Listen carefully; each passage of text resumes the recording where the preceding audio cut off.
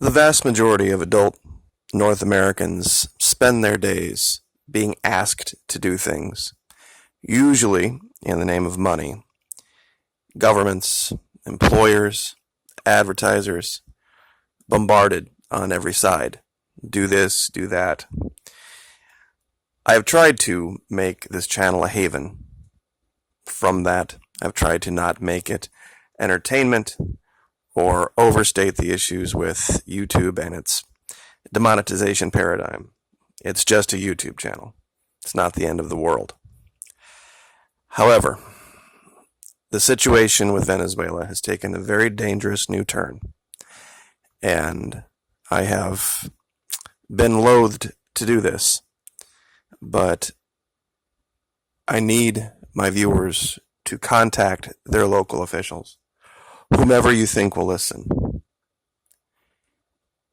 Former Governor Gungrabber, Rick Scott, now Senator, has come out and formally stated that even though it may be unpopular, the United States should put our armed forces in harm's way to deliver quote-unquote humanitarian aid. This man is either dangerously naive or a psychopath, one of the two. I'm opting for the latter, given his stance on quite a few things down here in the state. The failure of Marco Rubio and a random guy named Juan and their little merry band of terrorists has now caused this to be moved up the chain, so to speak. And the idea of attempting to put boots on the ground, which is what he's talking about now. He's not talking about overflights with the bombs or dropping, aid from the back of C-17 Globemasters or C-130s. He's talking about straight up Marine Corps, First Marines, going in, rolling over that border, and doing as they will in a sovereign nation that has never once threatened us, ever. I don't know if this man truly is completely unaware that there are 7 or 8 million people in that country that would take up arms immediately, and the entire region from Argentina all the way to Mexico would put U.S. citizens in their crosshairs. If they didn't have a reason before, they would definitely have a reason now. I've spoken before about this region in Florida, down here. Many people think of Florida as, well, kind of a joke, a vacation area. You see it on cops a lot, and that's fair. That's absolutely fair. But this area here, the western part of what you would, I guess, call the greater Miami area, Weston, Hialeah, Doral, these people are a level of wealthy and evil that I can't even describe in words in polite company. Not justifying what happened at Parkland, but if you had really listened to the reasons that kid gave for doing what he did, at the behest of whomever he did it, you would understand. There has been recently a rash of suicides associated with that event in Parkland. And it goes to the attitude down here that these people believe themselves to be the leaders of the world, that there is nothing beyond their reach. They've put together what can only be described as basically terrorist organizations run from prisons in an attempt to retake control of that country. Marco Rubio is part of this group. He was defeated soundly. Rick Scott is an entirely different animal. He's not going to go so quietly. And he's probably not going to make the mistakes. There's also this guy standing to the right, and it's hard to get a good picture of him, of Bubble Boy Marco.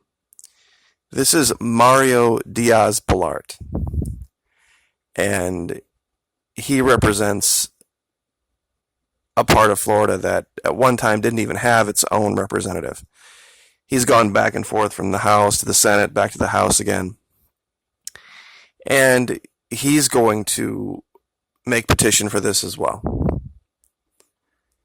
And he has a lot of connections. He's been in Washington for quite some time. I'm thinking quarter century now. They're not going to try to pull at your heartstrings anymore with this story. They are going to try to terrify you with the idea of Russia and China. And it's going to be very ironic because they just got done with this big giant Russia nothing burger for 2 years, but now they're going to turn right around, and in this issue they're going to attempt to make you believe that Russia is the biggest threat in the world.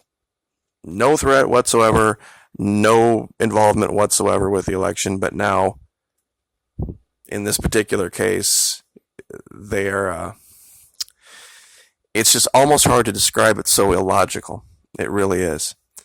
But when you look at the amount of money that's involved and the amount of resource that's involved, it's really not too hard to understand. I know that most of my audience understands this clearly, but what they may not understand is the new dangerous level it's gone to with the involvement of Rick Scott.